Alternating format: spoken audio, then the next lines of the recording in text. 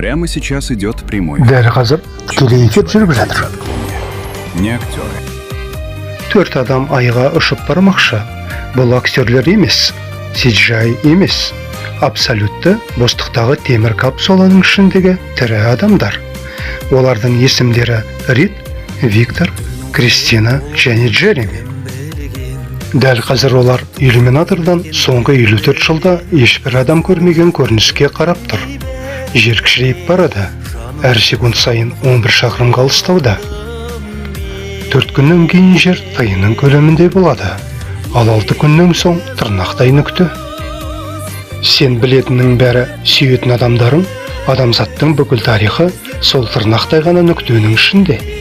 Соңғы рет мұны адам көзімен көргеніне 54 жыл өтіпті. Содан бері соғыстар болды, интернет пайда болды, смартфондар шықты, пандемия өтті, жасанды интеллект дүниеге келді, тұтас буындар туып, ұрпақ өсіп жетілді.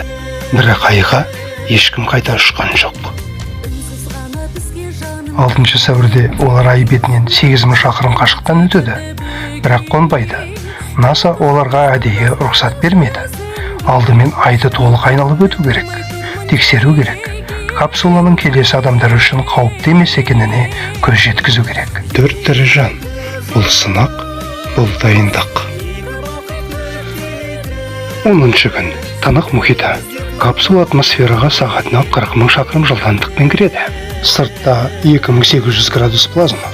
Күннің бетінен де ыстық. Кеменің ішінде 4 астронавт отыр. Ал олар мен лаулаған оттың арасында небәрі бірнеше сантиметрлік жылудан қорғайтын қалқан ғана бар. Инженерлер темір қалқан шыдайды деді. Ал астронавтар оларға сенді.